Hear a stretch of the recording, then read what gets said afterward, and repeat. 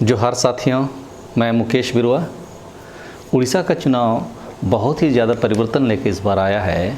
कुछ लोगों का तर्क है कि पिछले 5 वर्षों में बीजू जनता दल की राजनीति में एक महत्वपूर्ण तत्व जिसमें कि स्पष्ट विचारधारा का अभाव रहा है, और दूसरा बीजेपी को राज्य में बढ़ते हिंदुत्व मुहिम से निपटने में संघर्ष करना पड़ा।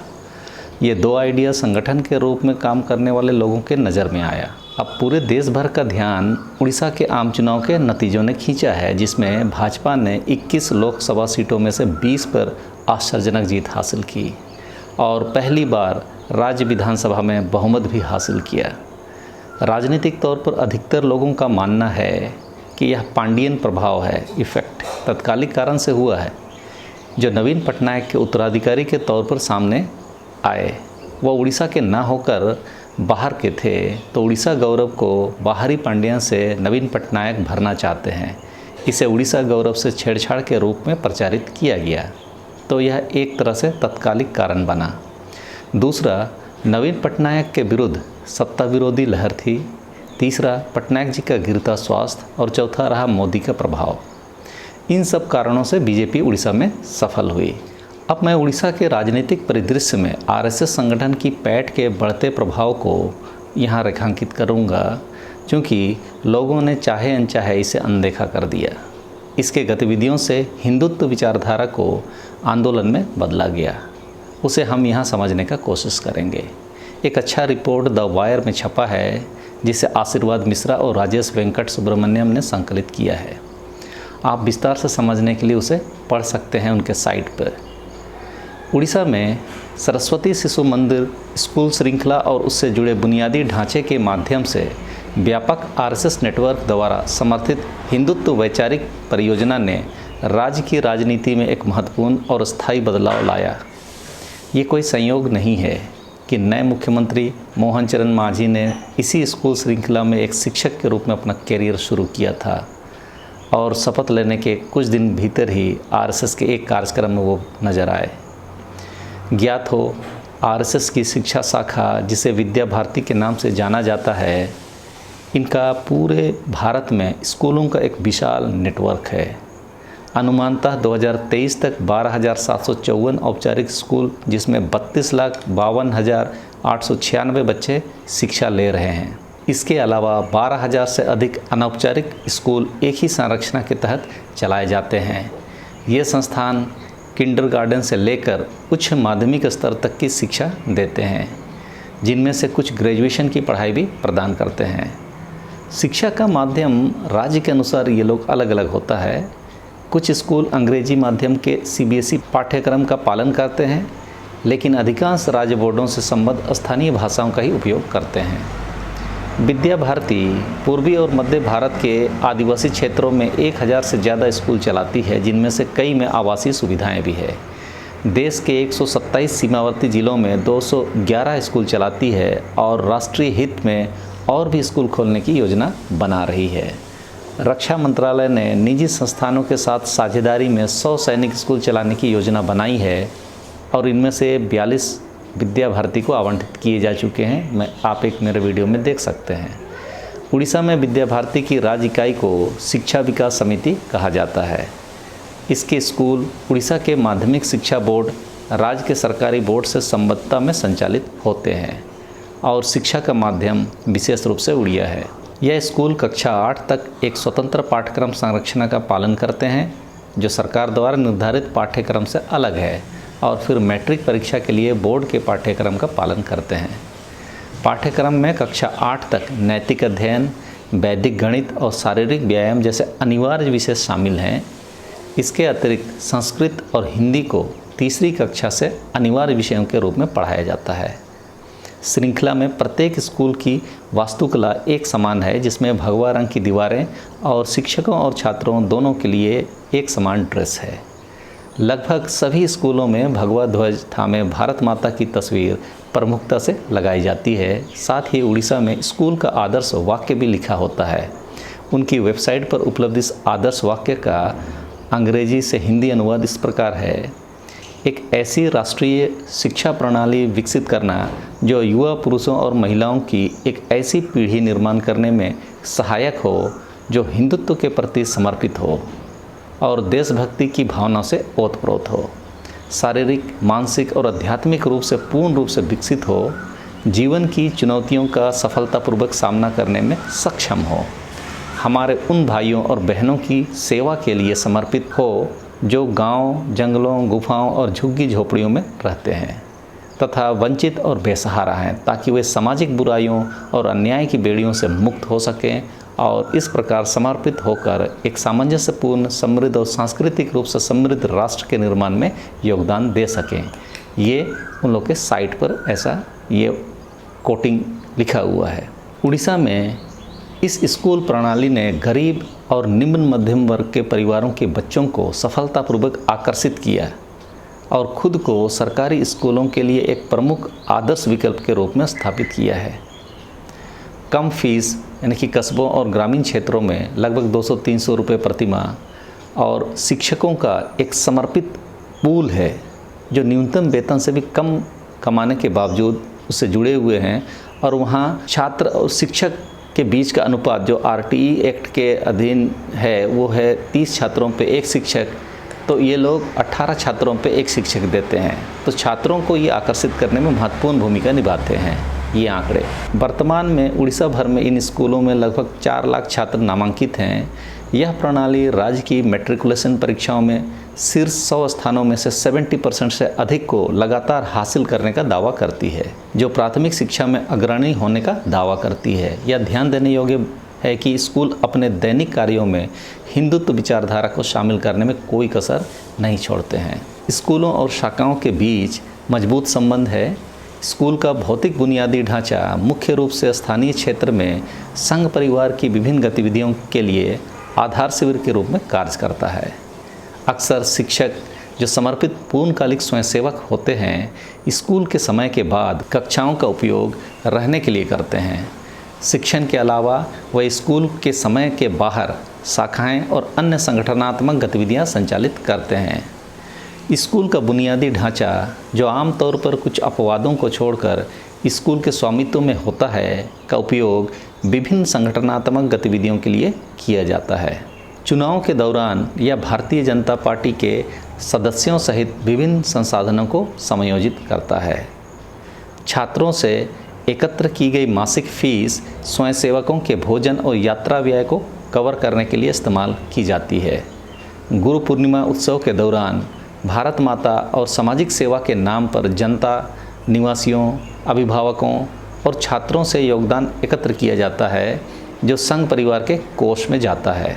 स्कूल की प्रतिष्ठा स्थानीय आबादी से संरक्षण प्राप्त करती है और यह अक्सर संघ के लिए कैडर भर्ती एजेंसी के रूप में कार्य करता है। पुरुष छात्रों को आमतौर पर शाखाओं में नियमित रूप से भाग लेने के लिए प्रोत्साहित किया जाता है, जिसमें माता पिता को अपने बच्चों को स्कूल भेजने के लिए मनाने के लिए पैकेज के हिस्से के रूप में शाखा गतिविधियों को बढ़ावा दिया जाता है। ये तो हुआ इनका इंफ्रास्ट्रक्चर और नेटवर्किंग। अब मतदान पैटर्न और स्कूलों की स्थापना के बीच के संबंध को अगर हम देखते हैं तो उड़ीसा में सरस्वती विद्यालयों की स्थापना 1977 से शुरू हुई, जिसमें पहला विद्यालय यूनिट 3 भुवनेश्वर में खोला गया था। अब नीचे इस ग्राफ को देखिए। इस ग्राफ में उड़ीसा में हर साल स्थापित किए गए नए विद्यालयों की संख्या को ये दिखा रहा है। 1979 से 1993 तक हर साल 20 से भी कम स्कूल स्थापित किए गए।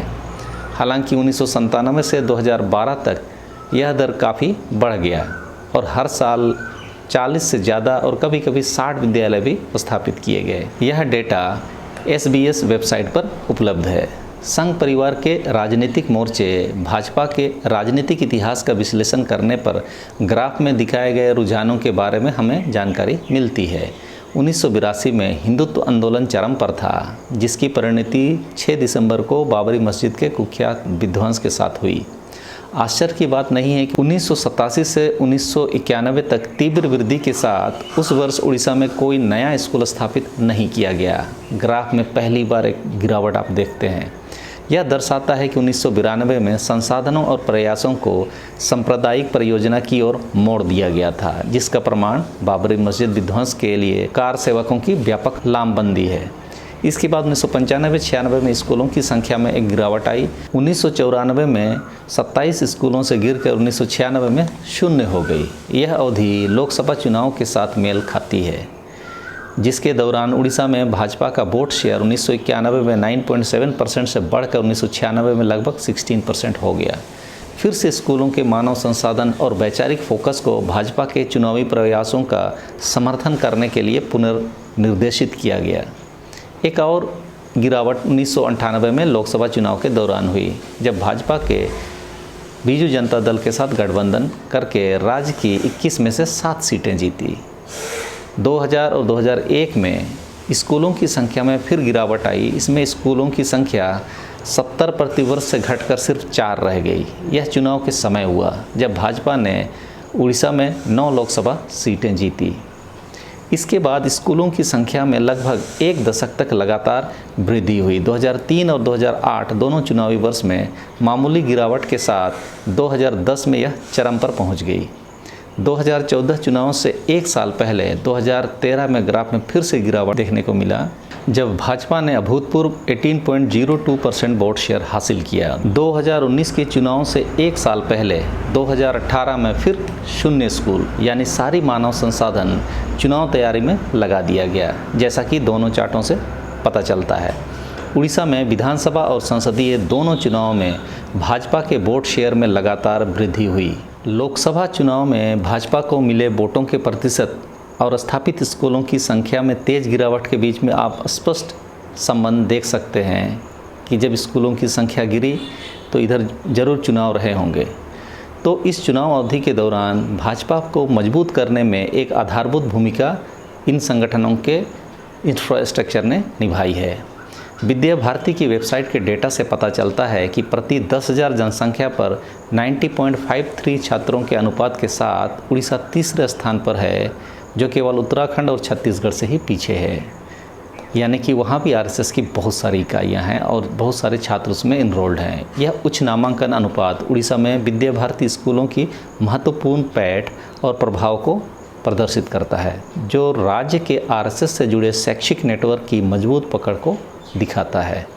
इस तरह की प्रमुख उपस्थिति सामाजिक और राजनीतिक परिदृश्य को आकार देने में बहुत ज़्यादा योगदान देती है, जो क्षेत्र में भाजपा के बढ़ते प्रभाव को आप इसमें देख सकते हैं, उसको मजबूत करती है। यह डेटा उड़ीसा के स्कूलों में आरएसएस नेटवर्क की पैठ को रेखांकित करता है, जो राज्य में इसके विचारों से प्रभावित युवा दिमागों की पीढ़ियों को तैयार करता है। नतीजन पिछले 2 दशकों में भाजपा के चुनावी समर्थन में लगातार वृद्धि हुई, जो इस बार चुनावी सफलता के रूप में देखने को मिली। तो कई वर्षों तक चले इस सतत संगठनात्मक और वैचारिक प्रयास के लेंस के माध्यम से इसका विश्लेषण किया जाना चाहिए।